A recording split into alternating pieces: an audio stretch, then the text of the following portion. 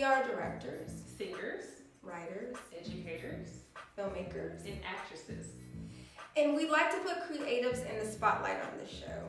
So today we have Yelena Laningham, and she is a dancer, filmmaker. We're going to get to know a little bit more about her today. Can you please tell us about what led you to first start dancing? Sure. I started dancing about 10 years of age. My dad put me in it.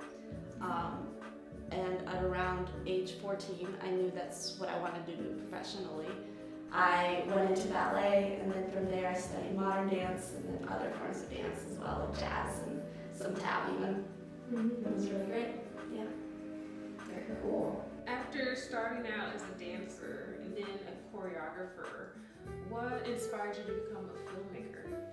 Actually, one of the things that inspired me to become a filmmaker had nothing to do with filmmaking. It had to do with the loss of venues in Austin and the rise of costs for larger theaters, and I just didn't have the finances at that time to do anything. So I was looking for another outlet, another way, another medium for me to work with, and film was that source for that time period. This was I think 4 years ago or so. Salvage Vanguard Theater was closing down. I don't know if you guys remember any of the theater venues. There were a lot of them. And I created a piece in that time period with a couple other dancers, and so we were like, hey, let's collaborate and make a movie. And that's what we ended up doing. Okay. Yeah. That is so cool. Yes. Go ahead. So what do you hope for audiences to gain from watching your shorts? I think another way of looking at life, I'm hoping to have audiences learn how there are different rhythms of life, how there are different ways to live life, that there's not necessarily one way or another, or what is the expected norm of a person, since there are so many different kinds of cultures and so many different kinds of peoples coming from different various backgrounds of religions, and also whether they're an artist or a scientist or just a sales associate at some little coffee shop or something, but we all have different ways of living and expressing that. And so the dance films are to show the variety of those kind of ways of life. At least that's what I'm trying to work on. Yes. So how can viewers find out more about your films? Just online, my website, www.YelenaLaningham.com. I have a series of films there, and you can check out their trailers and see when the next screenings are, or if they're showcased in some festivals and stuff. Yeah. If people who are watching say, I want to do what you're doing, what advice would you give to them? Train. Find good teachers, for Yeah. sure. I think it's really important for especially anybody that has an aesthetic or integrity in their work. They should be looking for teachers that also possess that. Obviously when it's not there, then most of the time work is not completed or is not refined to a point where it actually could be art. Yeah. Okay. Whenever you're trying to bring your projects together, whether like you said, one of your dance films or whatever, are there ever any kind of challenges or anything like that you have with them, or have there been obstacles or anything like that? Yeah, I would say that filmmaking is still very much a new thing for me. It's a learning process that I'm still working on, and learning to understand the equipment, learning to understand the process of how the filmmaking works, specifically knowing that there needs to be more time and more patience is something that I've learned in this process, and allowing the crew and the artists to have the ability to really be as expressive as they can. And I think that not limiting those specific things can enhance the production. That's what I've been learning. Again, patience and time. Yeah, it is a learning experience. Yes. Definitely. Please tell us, what project are you working on currently?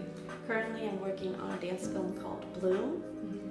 It has been funded by the City of Austin and also supported by the Creative Fund, which will have a screening in late summer,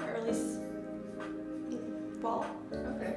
And this dance film is particularly about a young girl who's learning about herself and learning about people around her and what it's like to find her own way of fulfilling her destiny or her life goals, and how she can craft her own reality versus unreality, or kind of an overlapping theme of reality and unreality that I have going on in the film. The film's going to screen at AFS Cinema, so we're very excited about that.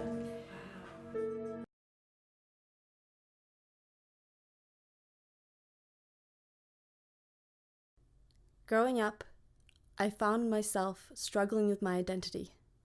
I had a rich imagination, but a rigid reality, and I often found myself caught between the two, not really sure who I was supposed to be or what I was supposed to be doing. I think a lot of people struggle with the same thing, a feeling of unlimited imagination, but a narrow-minded environment full of rules and societal cliques. There's more to life than the expected norm. College, full-time jobs, marriage, children, daily schedules. There's no one way to live life, and there's no one route to success and happiness. This film is about a child experiencing a moment of self-discovery, finding a bridge between her dreams and her identity, and crafting her own reality. Yes. Nice. And this is your third short? This is my third short film. My first dance film was Solaces, which is now available online. You can go on my website and you can just watch it, stream it. And the second film, it was actually with an actor and a child actor. It's called The Ivory Seed. It's a short little film, fantasy film, about a two-third that visits a little boy and how her connection is with that child. Well, thank you for being with us today. And actually, we get a special treat because we get to watch Yelena dance and perform a routine that she's been working on. So go ahead and check out her routine, and then we'll be right back.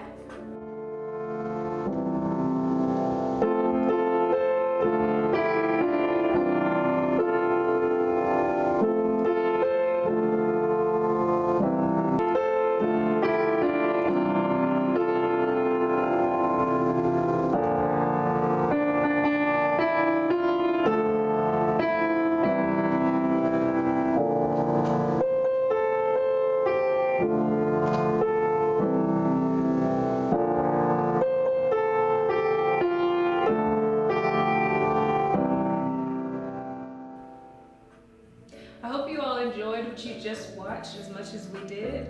And remember, there are no limits when expressing yourself creatively.